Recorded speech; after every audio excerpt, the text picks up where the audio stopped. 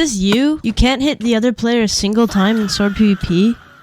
Well, I'm telling you, by the end of this video, you're gonna be playing like this. In today's video, I'm going to be teaching you guys how to master Sword PvP. The first thing I'm going to be going over is W tapping. W tapping is when you tap W to hit an entity or player, just like this. Pretty simple. And every time you hit them, you re-tap W. Now, you may be thinking, why would you do this? And I'm gonna explain that right now. When you hit an entity without tapping W, they only go 2 blocks, as you can see. But when you hit it with tapping W, you can see that they go 4 blocks, which is a lot farther. It means, when you're fighting someone in Sword PvP, you can keep them farther away from you. When you're in Sword PvP, you want to stay as far away from your opponent as possible, so it gives them less chance to hit you back. This is why W tapping is so useful in PvP, because it keeps the mob or player farther away from you, giving you more of a chance to be able to get a combo and therefore a better advantage. But let's say, well, you're W tapping and you get a little bit too close and your opponent starts hitting you. Well, now I'm going to show you how to deal with this. When you get a little bit too close, you can tap S, as you can see, and it gives you a lot more distance.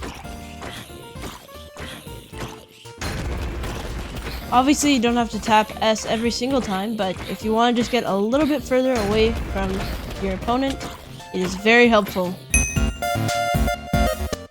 Another helpful technique is called spacing. It's not really a technique, it's just a mechanic. Basically, spacing, we kind of already went over it, but it's just staying as far as possible away from your opponent. This can help so much during combos, and it just prevents them from hitting you as much as possible.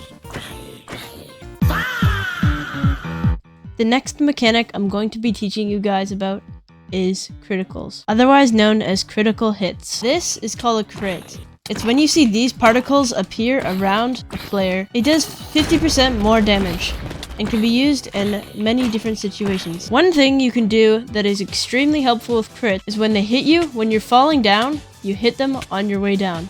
This is called a pre-crit.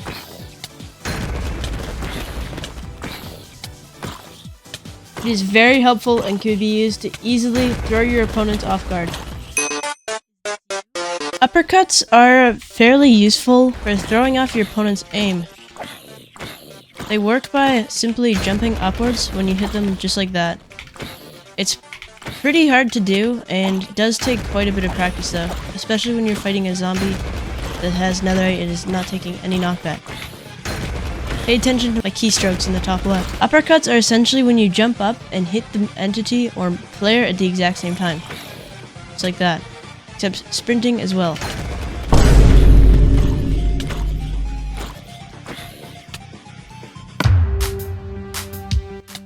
Jump resetting can be fairly useful if somebody's comboing you and you need to get out of their combo without running like a wimp. All you have to do is press space right when they hit you, and it launches you back a lot further than usual. You can also press S to go backwards further. Now, let's say I just press space. I still go back pretty far. And it temporarily gets me out of the reach of the opponent, so I can maybe have a chance at comboing them. But if you press S, you go a lot farther and get totally out of their reach.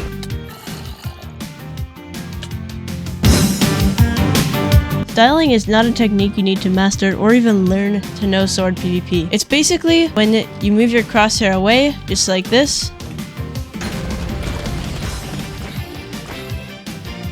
You can even do 360s.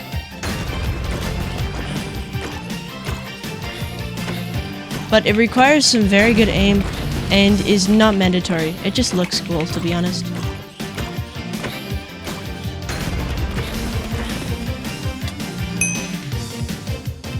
Now I'm going to be going over some good servers to practice your Sword PvP on. First of all, we have PvP Land with the IP on screen. They have an option where you can click Fight Bots and choose any difficulty you want. Then you'll get put in an arena. You can then combo to your heart's content.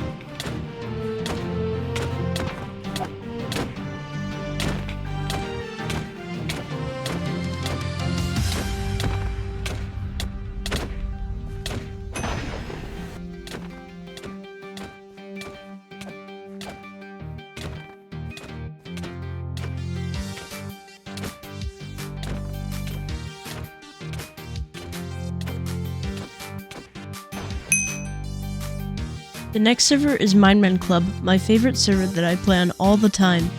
It has many different game modes, even spear game modes. You can join with the IP on screen. This is a great server for learning game sense and being able to fight against real good players. You can get extremely skilled playing on Minemen, and personally I just love the knockback, my ping, and they even have a server for Asia, Europe, and North America. And the third and final server is PvP Club, or MCPvP. The IP is on screen right here.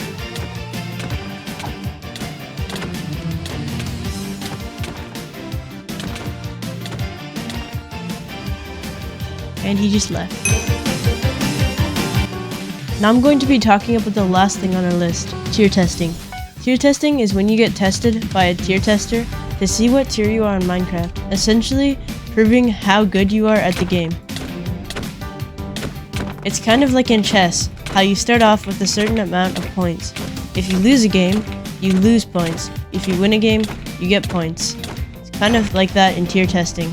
It's a matter of how much elo you get. You will be tested by a low tier 3 tester. This is called the evaluation test. They will see if you're either better than them or worse than them.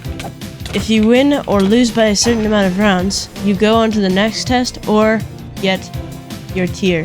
Let's say you beat your low tier 3 tester every single round. They will move you up to a high tier 3 tester and you'll be tested by them. If you beat them every single round, you have to test 2 times with 2 high tier 3 testers. Then low tier 2, high tier 2, low tier 1, and high tier 1. But none of us are probably that good, let's be honest. If you found this tutorial helpful, don't forget to share it with everybody you know, because this is my first video, and I'm trying to get to 10 subscribers. See you all in the next video. Bye!